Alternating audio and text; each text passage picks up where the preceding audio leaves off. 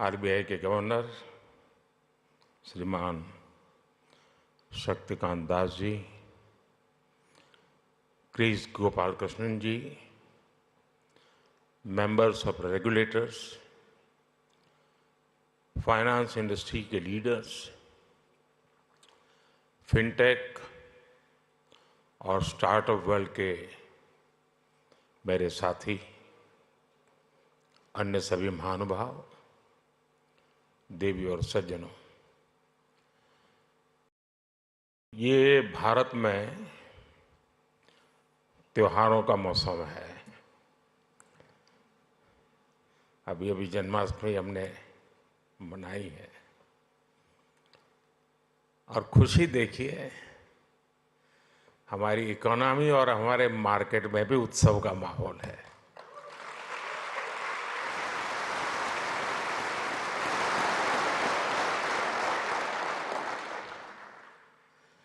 इस festive mood में ये ग्लोबल फिनटेक फेस्टिवल हो रहा है।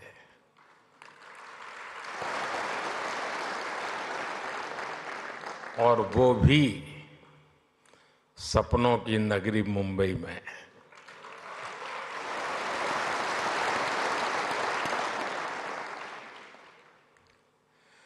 मैं देश और दुनिया से आए यहाँ सभी मेहमानों का अभिनंदन करता हूँ, स्वागत करता हूँ।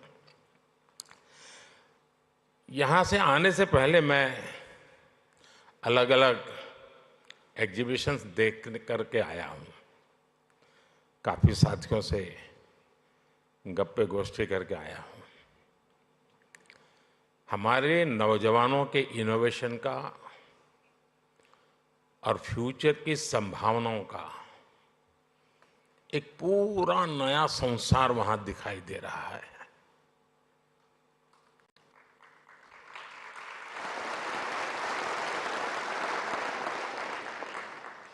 चलिए, आपके काम के लिए मैं शब्द बदलता हूं। एक पूरी नई दुनिया दिखाई दे रही है।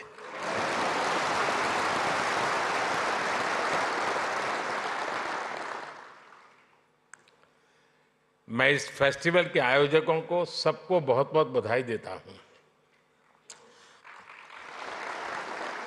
साथियों, यहां बड़ी संख्या में विदेशों से हमारे मेहमान भी आए हैं।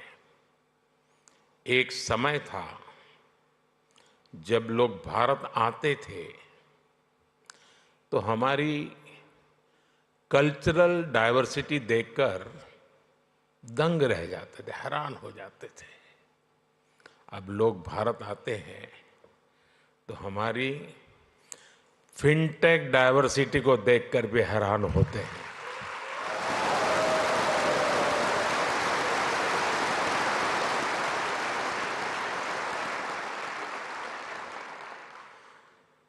एयरपोर्ट पर लैंड करने से लेकर स्ट्रीट फूड और शॉपिंग एक्सपीरियंस तक भारत की फिनटेक क्रांति चारों तरफ दिखती है। पिछले 10 साल में फिनटेक स्पेस में $31 बिलियन से ज्यादा का निवेश हुआ है।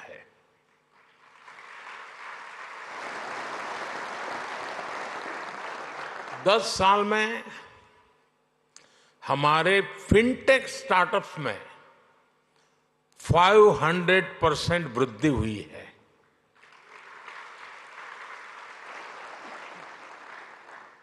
सस्ते मोबाइल फोन, सस्ते डेटा और जीरो बैलेंस जनधन बैंक खातों ने भारत में कमाल कर दिया है।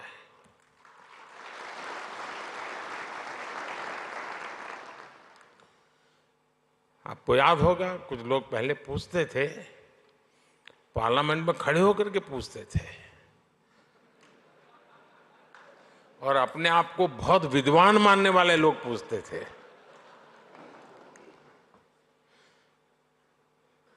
सरस्वती जब बुद्धि बांट रही थी तो वो रास्ते में पहले ही खड़े थे।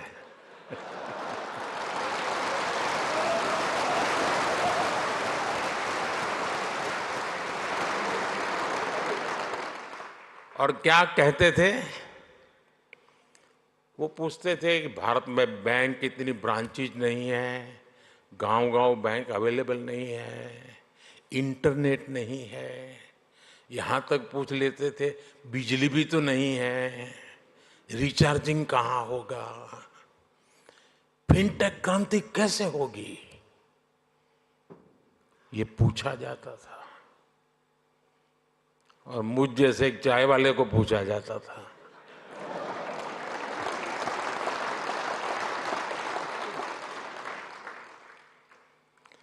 लेकिन आज देखिए, एक दशक में ही भारत में ब्रॉडबैंड यूजर 60 मिलियन यानी 6 करोड़ से बढ़कर 940 मिलियन यानी करीब 94 करोड़ हो गए।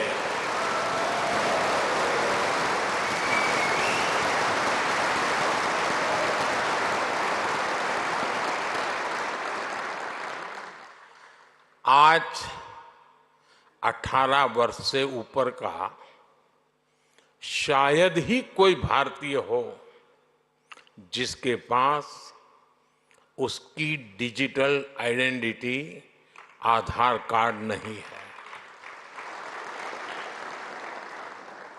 आज 530 मिलियन यानी 53 करोड़ से अधिक लोगों के पास जनधन बैंक खाते हो गए हैं।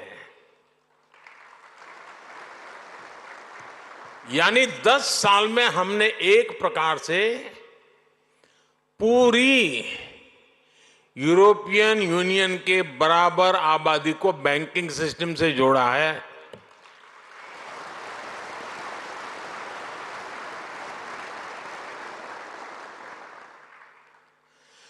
साथियों, जनधन, आधार, मोबाइल की इस ट्रिनिटी ने एक और ट्रांसफॉर्मेशन को गति दी है।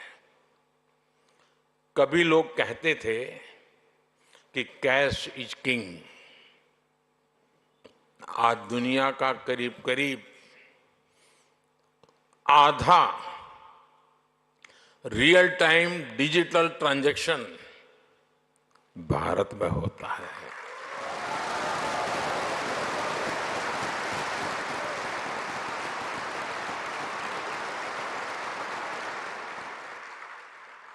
पूरी दुनिया में भारत का यूपीआई फिनटेक का बहुत बड़ा उदाहरण बन गया है। आज गांव हो या शहर, सर्दी हो या गर्मी, बारिश हो या बर्फ गिर रही हो, भारत में बैंकिंग सर्विस 24 घंटे 7 दिन 12 महीने चलती रहती है। कोरोना के इतने बड़े संकट के दौरान भी भारत दुनिया के उन देशों में था जहां हमारी बैंकिंग सर्विस बिना किसी दिक्कत के चलती रही।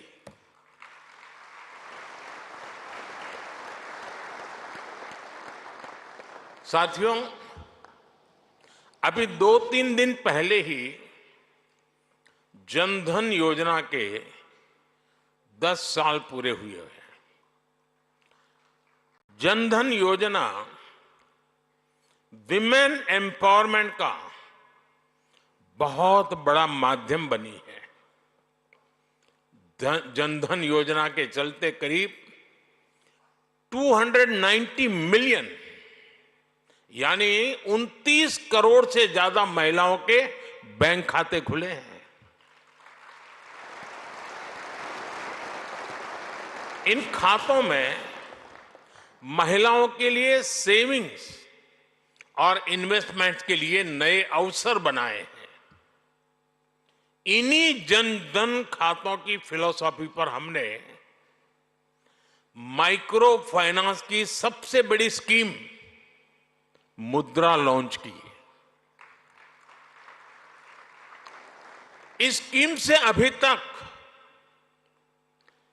27 ट्रिलियन रुपए से अधिक का क्रेडिट दिया जा चुका है। 27 ट्रिलियन। इस स्कीम की करीब 70% बेनिफिशियरी महिलाएं हैं।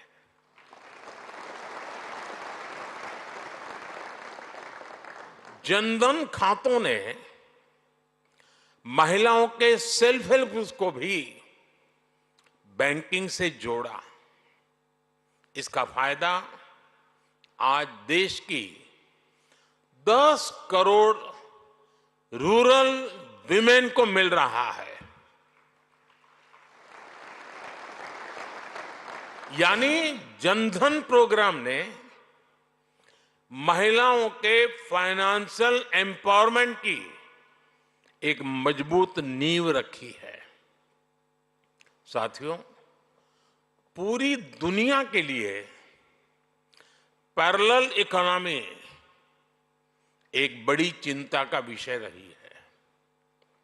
फिनटेक ने पैरेलल इकोनॉमी पर भी चोट की है और बधाई के पात्र आप लोग हैं।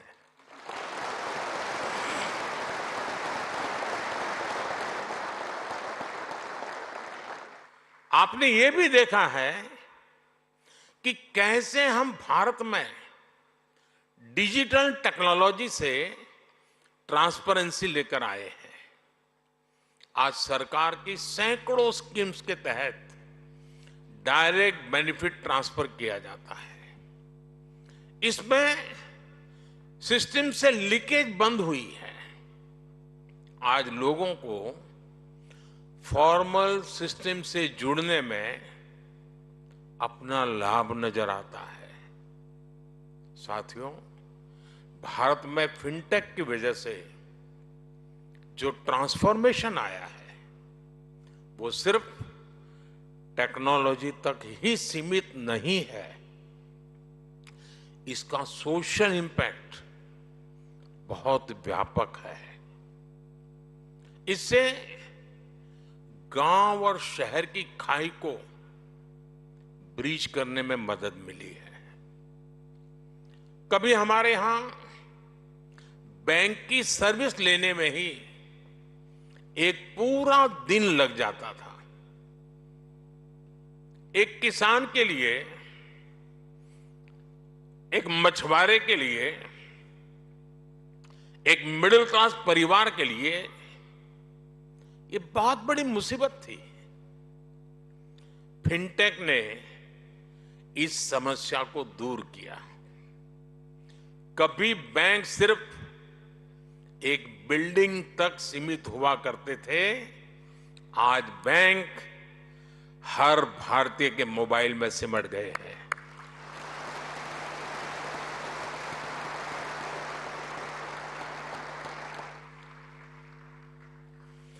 साथियों, फिनटेक ने फाइनेंशियल सर्विस को डेमोक्रेटिक बनाने में भी बड़ी भूमिका निभाई है।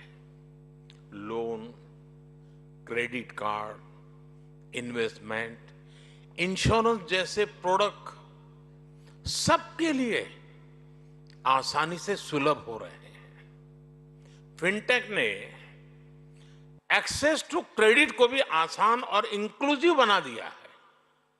मैं एक उदाहरण देता हूं।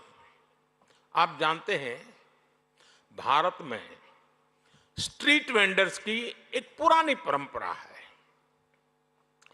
लेकिन वो फॉर्मल बैंकिंग से बाहर थे। फिनटेक ने इस स्थिति को भी बदल दिया। आज वो पीएम स्वनिधि योजना से कोलेटरल फ्री लोन ले पा रहे हैं। डिजिटल ट्रांजैक्शन रिकॉर्ड के आधार पर उनको बिजनेस बढ़ाने के लिए और लोन मिलता रहता है। कभी शेयर और म्यूचुअल फंड जैसे प्रोडक्ट में इन्वेस्टमेंट बड़े शहरों में ही संभव था, आज गांव और कस्बों में भी इन्वेस्टमेंट के इस एवेन्यू को बड़ी संख्या में एक्सप्लोर किया जा रहा है। आज कुछ ही मिनटों में घर बैठे ही डीमैट अकाउंट खुल रहे हैं, इन्वेस्टमेंट रिपोर्ट्स ऑनलाइन मिल रही है। आज बड़ी संख्या में भारतीय रिमोट हेल्थ केयर सर्विस ले रहे हैं, डिजिटली ऑनलाइन पढ़ाई कर रहे हैं, स्किल्स सीख रहे हैं। ये भी फिनटेक्स के बिना संभव नहीं था।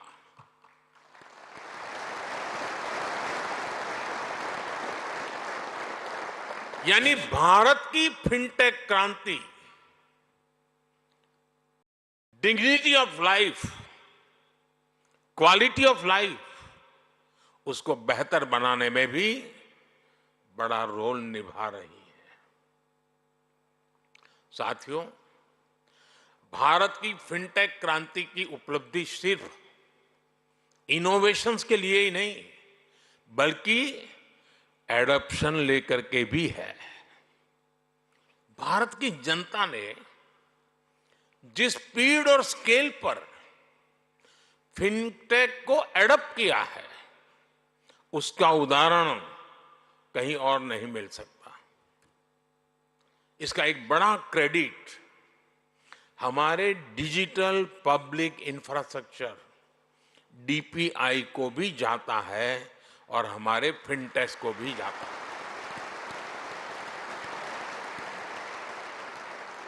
देश में इस टेक्नोलॉजी को लेकर ट्रस्ट पैदा करने के लिए अद्भुत इनोवेशन किए गए हैं। क्यूआर कोड्स के साथ साथ साउंड बॉक्स का उपयोग ऐसा ही इनोवेशन है।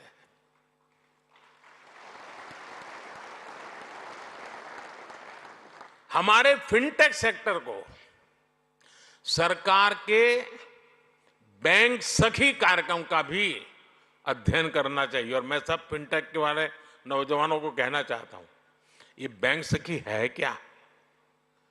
मैं अभी जलगांव आया था एक दिन, तो मैं ऐसी बैंक सखियों से मिला, तो बड़े गर्व से कहते हैं मैं एक दिन में 1.5 करोड़ रुपए का कारोबार करती हूं।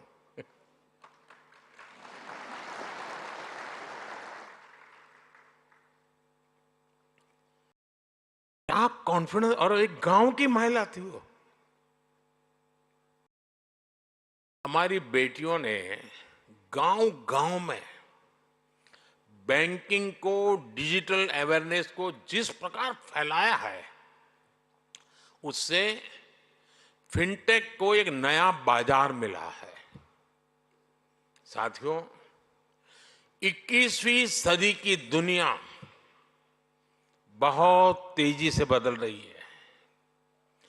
करेंसी से क्यूआर कोड तक की यात्रा में सदियां लग गई, लेकिन अब हर रोज हम नए इनोवेशन देख रहे हैं। डिजिटल ओनली बैंक्स और नियो बैंकिंग जैसे कंसेप्ट हमारे सामने हैं। डिजिटल ट्विंस जैसी टेक्नोलॉजी डेटा आधारित बैंकिंग को नेक्स्ट लेवल पर ले जा रही है। इससे रिस्क मैनेजमेंट, फ्रॉड डिटेक्शन और कस्टमर एक्सपीरियंस सब कुछ बदलने वाले हैं।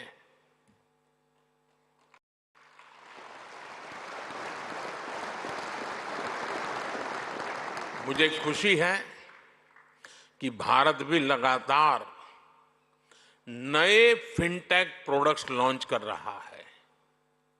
हम ऐसे प्रोडक्ट तैयार कर रहे हैं जो लोकल है, लेकिन उनकी एप्लीकेशन ग्लोबल है।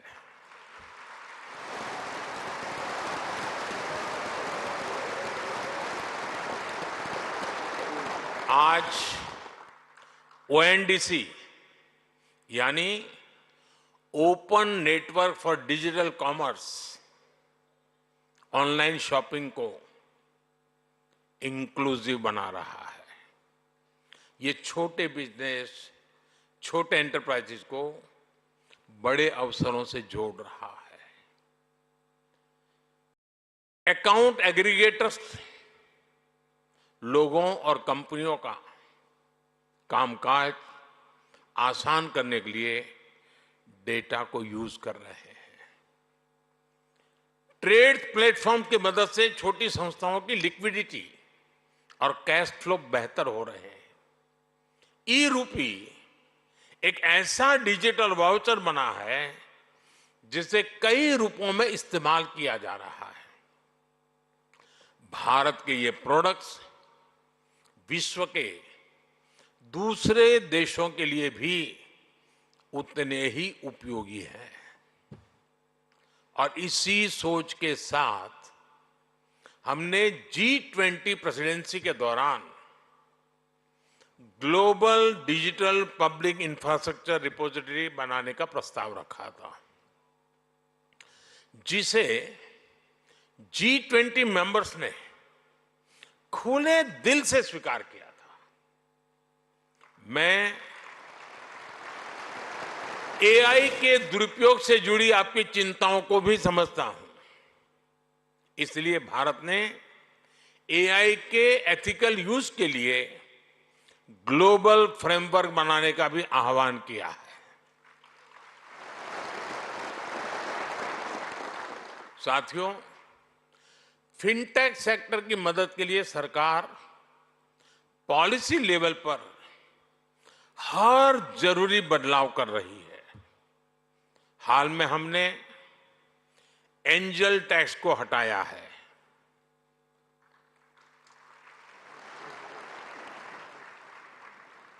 ठीक नहीं किया?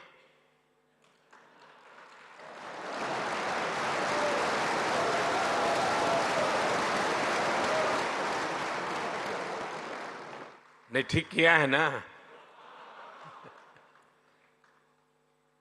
हमने देश में रिसर्च और इनोवेशन को बढ़ावा देने के लिए 1,00,000 करोड़ रुपए का फंड बनाने की घोषणा की है।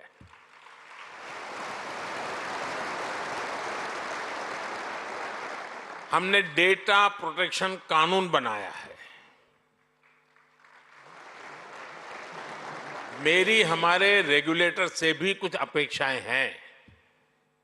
हमें साइबर फ्रॉड को रोकने के लिए और डिजिटल लिटरेसी के लिए और बड़े कदम उठाने होंगे।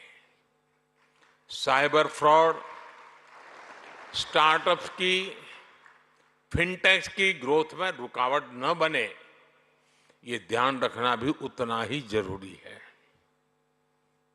साथियों, पहले के जमाने में बैंक डूबने वाली है या बैंक डूबी है या डूब जाएगी, ये बात फैलते हुए इम्पैक्ट होते होते 5-7 दिन निकल जाते थे।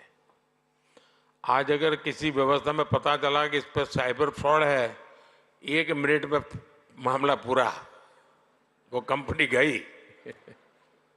फिनटेक के लिए बहुत जरूरी है। और साइबर सॉल्यूशन,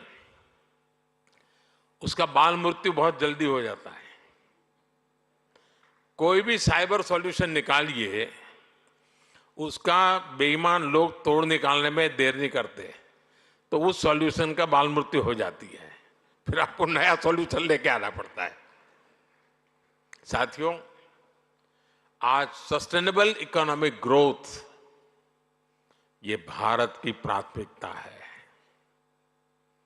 हम स्ट्रांग, ट्रांसपेरेंट और एफिशिएंट सिस्टम्स बना रहे हैं। हम फाइनेंशियल मार्केट्स को एडवांस टेक्नोलॉजीज और रेगुलेटरी फ्रेमवर्क से मजबूत कर रहे हैं। हम ग्रीन फाइनेंस से सस्टेनेबल ग्रोथ को सपोर्ट कर रहे हैं। हम फाइनेंशियल इंक्लूजन के उस इंक्लूजन के सैचुरेशन पर बल दे रहे हैं। मुझे विश्वास है भारत का फिनटेक इकोसिस्टम भारत के लोगों को क्वालिटी लाइफस्टाइल देने के मिशन में बहुत बड़ी भूमिका निभाएगा। मुझे विश्वास है भारत का फिनटेक इकोसिस्टम पूरी दुनिया की ईज ऑफ लिविंग बढ़ाएगा।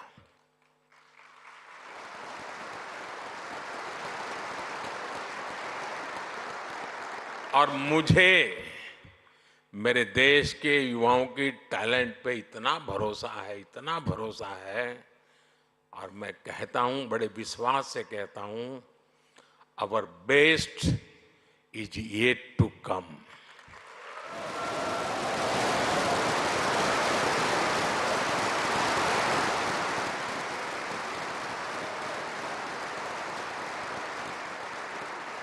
ये आपका 5वां समारोह है ना, तो 10वें में मैं आऊंगा।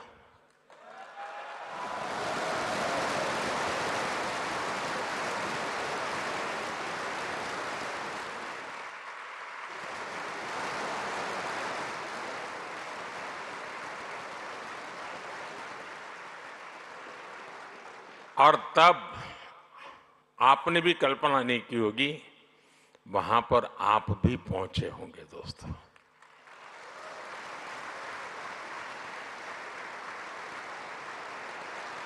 आज अभी मैं आपके कुछ स्टार्टअप यूनिट्स वालों को मिला, सबको तो नहीं मिल पाया, कुछ लोगों को मिला, लेकिन हर एक को 10-10 होमवर्क दे करके आया हूं।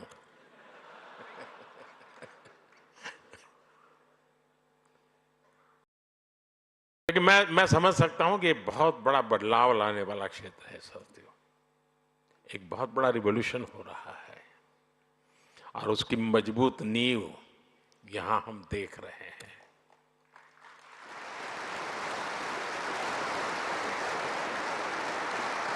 इसी भरोसे के साथ आप सबको मेरी बहुत बहुत शुभकामनाएं, बहुत बहुत धन्यवाद।